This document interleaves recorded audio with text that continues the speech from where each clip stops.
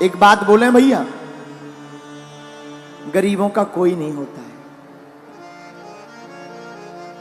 जो गरीब होते ना उनका कोई नहीं होता है। गरीबों का तो केवल और केवल श्री कृष्ण होते हैं। गरीबों के तो केवल परमात्मा। मंच पर चढ़ने भी उन्हीं को मिलता है जो अमीर होते हैं। आरती में नाम भी उन्हीं का बोला जाता है जो तो या तो नेता हो या फिर अमीर हो। सच बता रहे हैं। हाँ, गरीबों का कोई नहीं होता। और दोस्ती भी अमीरों की ही अमीरों से होती है। गरीबों के कोई दोस्त भी नहीं होता।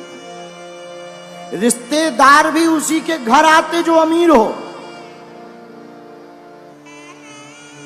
मेरे माई बाप, हम भारत के लोगों से आज कथा का अंतिम दिन है और इस कथा के माध्यम से प्रार्थना करेंगे, ग्रेटर नोएडा के पागलों, तुम अमीरों का साथ देना या ना देना, पर एक बार उनके साथ जरूर खड़े हो जाना जिनका कोई ना हो।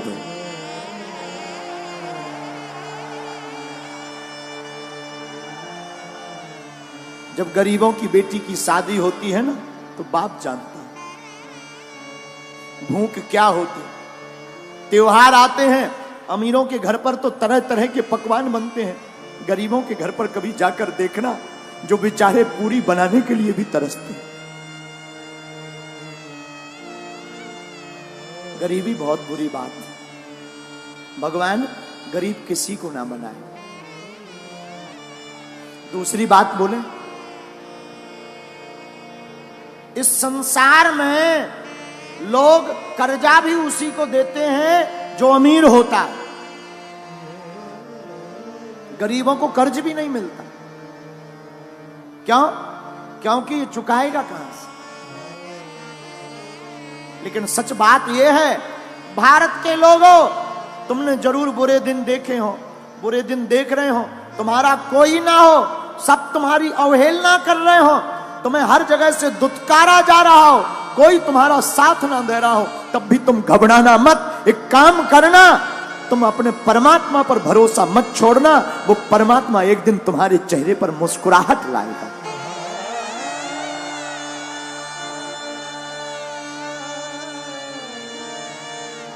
लाए। हमने अपनी जिंदगी में बहुत सहा है, बहुत सहा। अपने जीवन काल में हम जहां रहते हैं, छतरपुर जिले में हमारा गांव है गड़ा गांव। गड़ा गांव छोटा सा गांव है, अब तो ठीक है, छोटा सा गांव। पिताजी तो हमारे कुछ करते नहीं थे। हमारे जीवन का एक बाकिया है जो हमें बार बार याद आता है। हमको रही होगी हमारी अवस्था 8-9 साल की। हमने अपनी माताजी से कहा, माताजी स्थिति तो बड़ी बेकार है। भिक्षा मांग करके हम गांव में जाते थे, भिक्षा मांग कर लाते थे, उसी से भोजन बनता था। कई बार तो चावल की रोटी खाकर दिन गुजारे। हम अपनी सत्य घटना बता रहे। एक कपड़ा पहन करके हमने सवा महीना निकाला। हमने माताजी से कहा, मां, हमारे मन में इच्छा है कि हम वृंदावन में भागवत पढ़ने जाएं। मां बोली, ठीक है। उस जमाने में 2000 रुपया मांगने के लिए हम न जाने कितने घरों पे गए, खुद स्वयं। 8-9 साल की अवस्था होगी, कितने घरों में सिर्फ 2000 रुपया मंगाने गए, किसी ने नहीं दिया।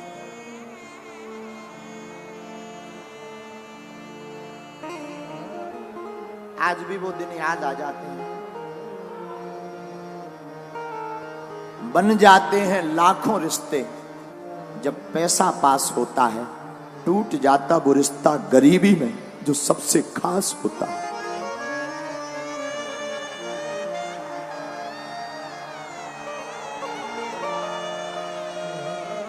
कितना भी प्रिय रिश्ता हो, अगर तुम्हारे जेब में कुछ नहीं होगा तो कोई नहीं पूछेगा।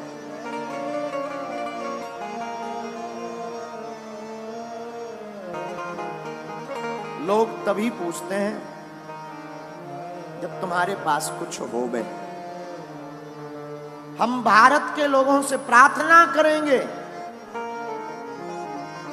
अमीरों की बेटियों की शादी में तो लाखों के गिफ्ट लेकर तुम जाते हो, कभी मौका मिले तो उस गरीब मजदूर की बेटी की शादी में भी पहुंच जाना जिनके घर पर कोई नहीं जाता।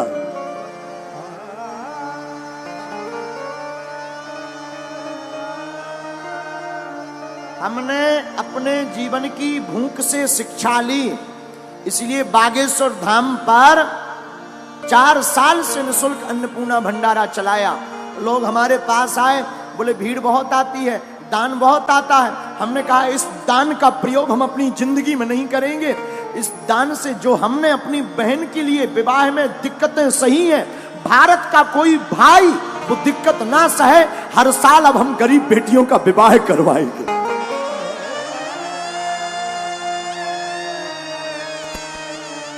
क्योंकि हमने तो सह लिया, हमने भूख भी देखी। माई बाप आज जरूर बैठकर कथा कर रही है, हनुमान जी की कृपा है। हमने वो दिन भी देखे जब हमारे पिताजी का नाम लोग कार्डों में नहीं लिखवाते थे। कार्ड में इसलिए नहीं लिखवाते थे कि आएंगे तो फटे कपड़े पहन करके आएंगे।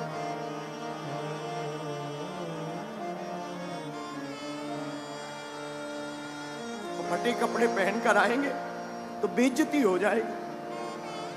अपनी बेइज्जती से बचाने के लिए कार्डों में नाम नहीं लिखवाते थे, लेकिन हमने भी हार नहीं मानी। हमारी मां कहती थी बेटा भगवान के घर देर है अंधेर नहीं, तुम बागेश्वर हनुमान जी को पकड़े रहो, एक दिन आएगा। माई बाप कभी उस पिता के दिल से पूछना जिसकी बेटी घर पर हो, घर पर खाने का भी दाना ना, कभी विचार करना।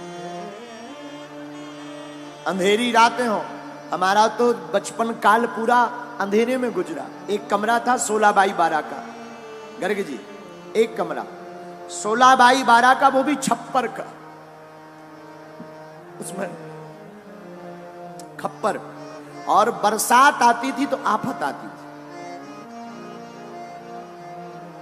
बरसात में पलंग के नीचे हमसे छोटी बहन और भाई तीनों बैठ करके बरसात को निकालते थे, क्योंकि पूरे कमरे में पानी भर जाता था।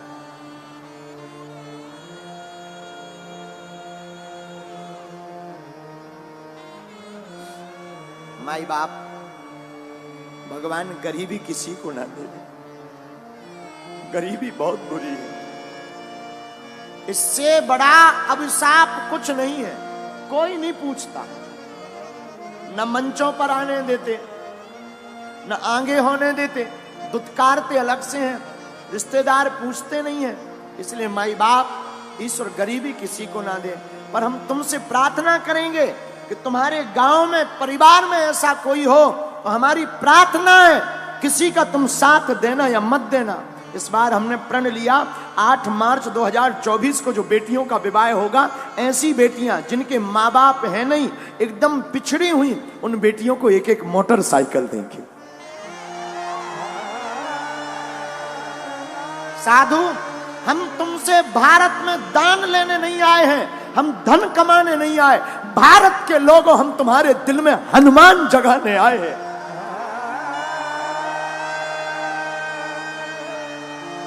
हमारा सिद्धांत सिर्फ हनुमान का है। हमारा सिद्धांत सिर्फ इतना है कि सनातन धर्म धर्म धंधा नहीं है। सनातन धर्म पूरी दुनिया का सबसे बड़ा धर्म और करुणा का धर्म है। इसलिए मेरे माई बाप, मेरे भारत के लोगों, ग्रेटर नोएडा के लोगों, तुम्हारा कोई साथ दे या ना दे, पर तुम कभी मत पीछे मुड़कर देखना, ना कभी रोना। मौका लगे तो मेरे बागेश्वर धाम पर आ जाना, मेरा दर खुला है, खुला ही रहेगा।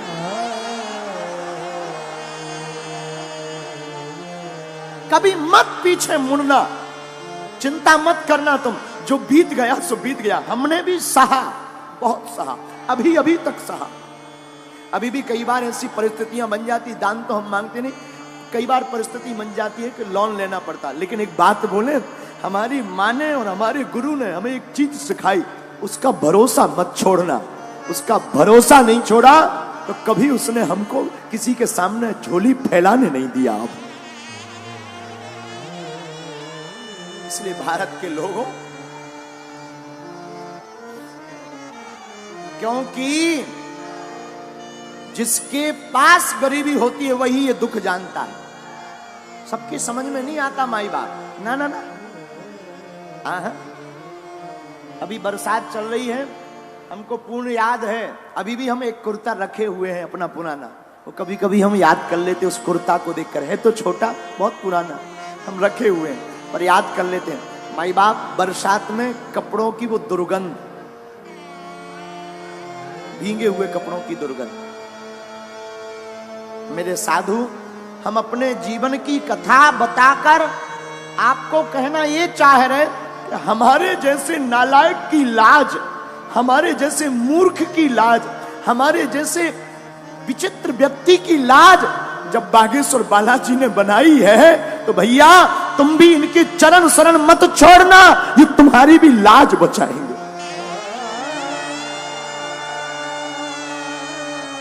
हम ना तो पढ़े लिखे हैं,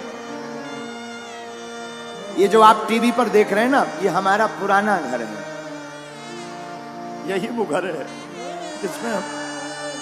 जिसमें हमने अपनी जिंदगी की शुरुआत की, जिसमें हमने अपने जिंदगी को जिया। ये घर ना आज भी कई बातों को संजो करके रखे हुए।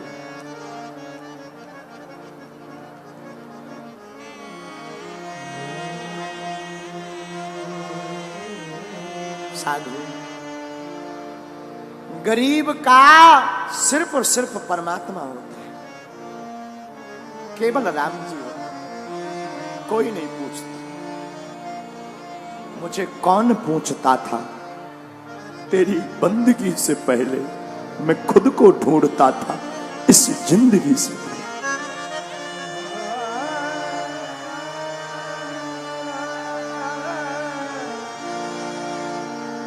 इस भारत में गरीब सिर्फ ताली बजाने के काम आता है, नेताओं की रैलियों में भीड़ बढ़ाने के काम आता है, या मंच के सबसे लास्ट में ताली बजाने।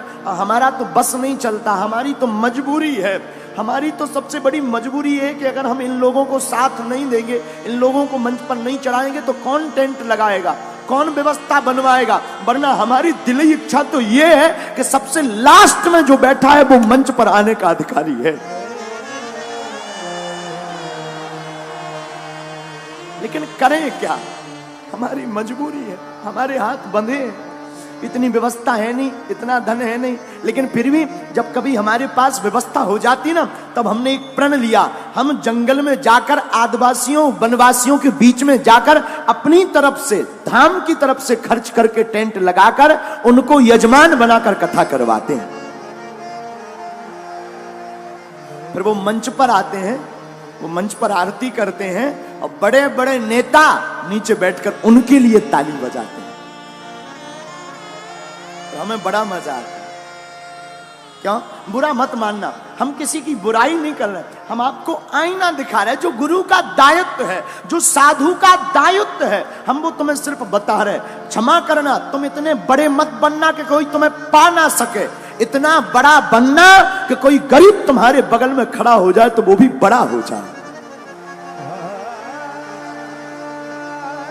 और हम तो अपने बालाजी से यही प्रार्थना करते, जो हमने भोगा है, जो हमने दुख पाया है, बालाजी करे कोई ना पाए,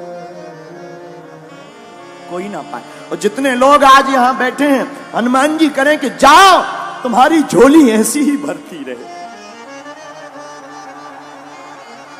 तुम्हारे काले दिन बुरे दिन आज से ही दूर हो जाएं, तुम्हारी जिंदगी में आज से ही खुशियां भर जाएं। जिन जिन ने कथा सुनी, जाओ तुम पर हमारे हनुमान जी की, सन्यासी बाबा की जैसी उन्होंने हमारी लाज राखी, तुम्हारी भी वो राख है।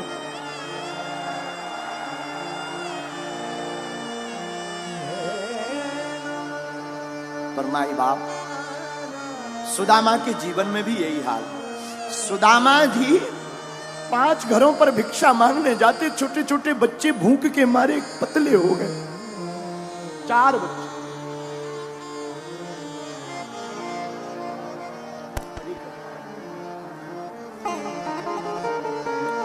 एक दिन कुछ चावल मिले, तंदुल सुदामा जी ने बनाया। सोचा आज पाले में, तब तक दरवाजे पर आवाज आई, सीताराम। कौन है? देखा, एक महात्मा खड़े थे। अरे महाराज जी प्रणाम। हाँ जय जय। क्या बात है महाराज, कुछ है पाने को? सुदामा जी ने मन में सोचा, आज ही केवल चावल मिले थे, आज ही महात्मा द्वार पर आ गए, साधु भूखा चला जाएगा तो पाप लगेगा।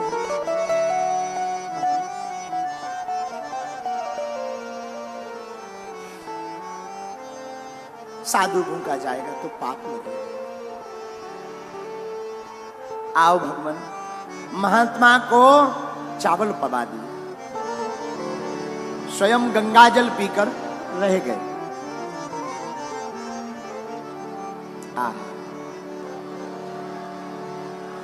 उन महात्मा ने सुदामा की पत्नी सुशीला को बताया, क्या तुम्हें पता है तुम्हारे पति के मित्र द्वारकाधीश हैं? आहा।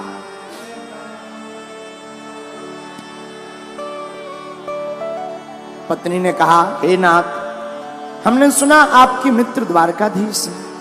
हाँ, तुम्हें किसने बताया? साधु ने बताया।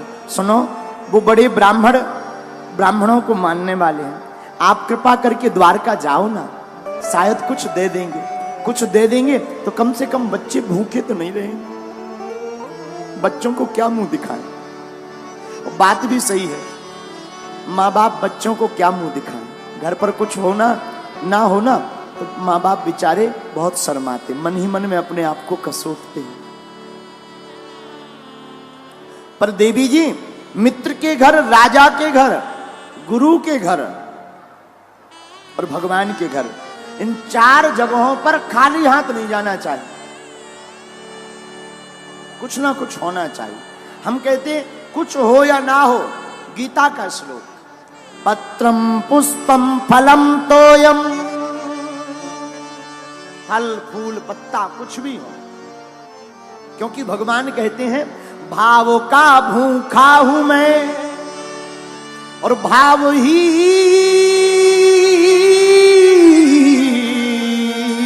एक सार है। भाव से जो मुझको भजे, सुभव से बेड़ा पार। भाव बिन कुछ भी दे तो मैं कभी लेता नहीं, भाव पूरत तेरी ही करती मुझे लाचार है।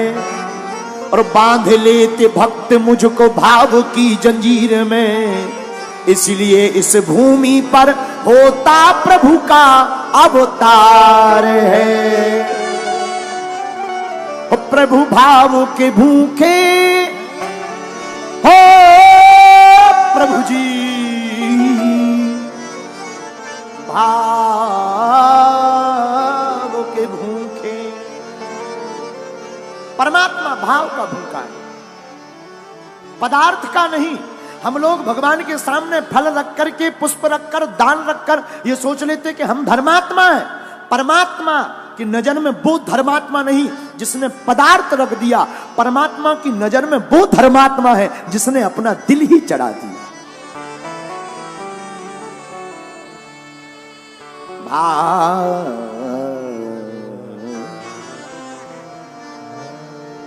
भाव के भूखे प्रभु जी हमारे, भाव के भूखे प्रभु जी हमारे। परमात्मा भाव के भूखे, और भाव के भूखे ना होते तो दुर्योधन की मेवा त्यागी, साग विदुर घर खाई। दुर्योधन की मेवा को त्यागा परमात्मा ने, लेकिन भगवान ने विदुर के घर भोजन खाए। विदुरानी के घर साग, केलों के छिलके। सबसे ऊंची प्रेम सगाई, सबसे ऊंची असली बात।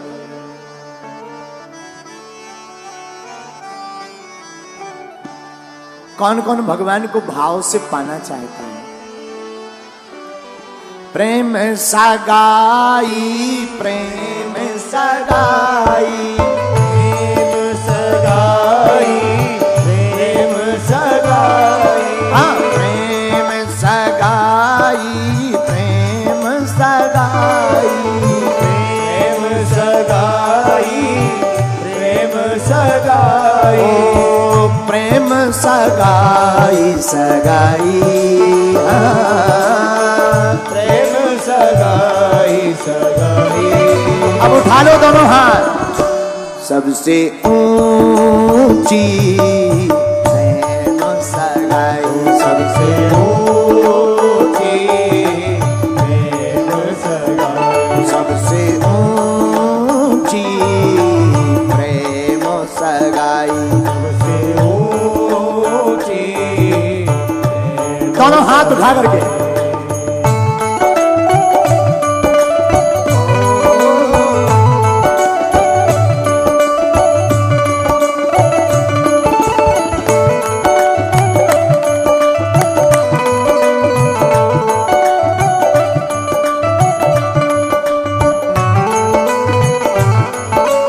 बांके बिहारी लाल की।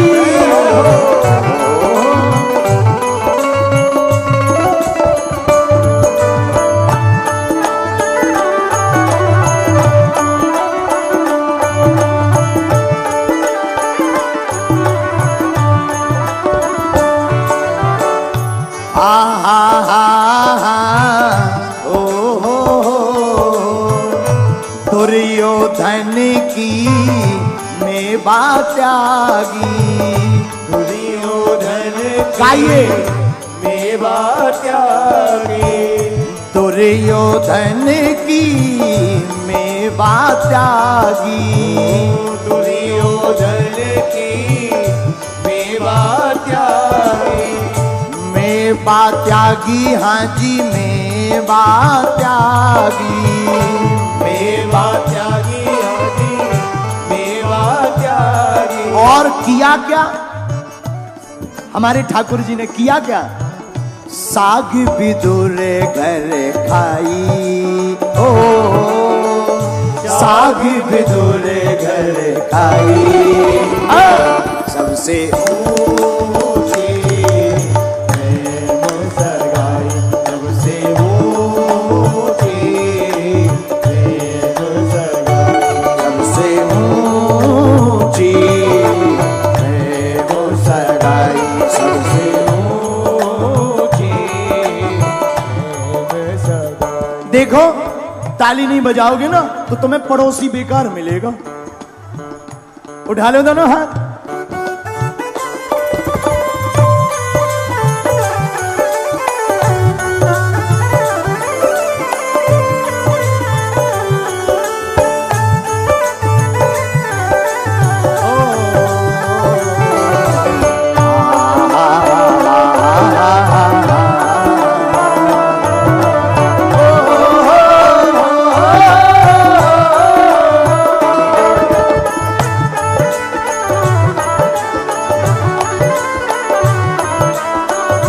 हाथ उठा करके हरि बोल।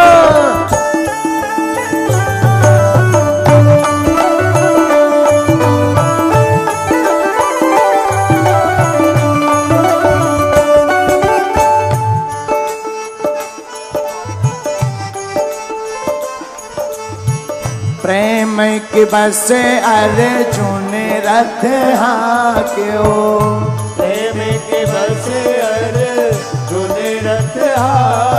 अर्जुन रथ हाक्यो अर्जुन रथ हाक्यो अर्जुन रथ हाक्यो अर्जुन रथ हाँ जी प्रेम के बस अर्जुन रथ हाक्यो प्रेम के बस अर्जुन रथ और भूल गए ठकुराई हाँ भूल गए ठकुराई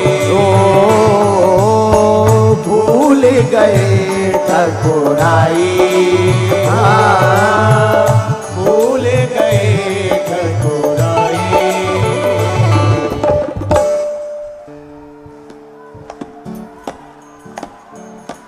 और धीरे बजाओ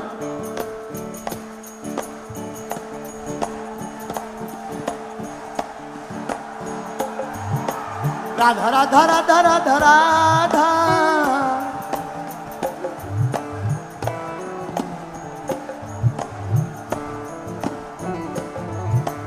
राधा राधा राधा राधा राधा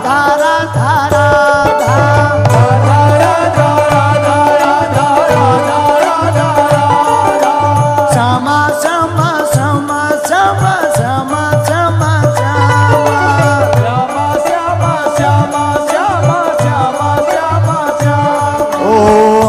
प्रेम के पैसे अर्जुन रथ हाक्यो प्रेम के बस अर्जुन रथ और भूल गए ठकुराई हाँ भूल गए गाइए ठकुराई सबसे ऊंची प्रेम सगाई सबसे ऊंची प्रेम सगाई सबसे ऊंची प्रेम सगाई सबसे ऊंची प्रेम सगाई अरे हाँ प्रेम सगाई प्रेम सगाई प्रेम सगाई प्रेम सगाई प्रेम सगाई प्रेम सगाई प्रेम सगाई प्रेम सगाई प्रेम सगाई सगाई हाँ प्रेम सगाई सगाई दोनों हाथ उठा करके सबसे ऊंची प्रेम सगाई सबसे ऊंची प्रेम सगाई सबसे ऊंची प्रेम सगाई सबसे ऊंची प्रेम सगाई ओ प्रेम सगाई प्रेम सगाई प्रेम सगाई प्रेम सगाई हाँ प्रेम सगाई सगाई हो प्रेम सगाई सगाई सबसे ऊंची प्रेम सगाई ऊंची प्रेम सगाई सबसे ऊंची प्रेम सगाई सबसे ऊंची प्रेम सगाई बोलो वृंदावन बिहारी लाल की बरसाने वाली की बैठ जाओ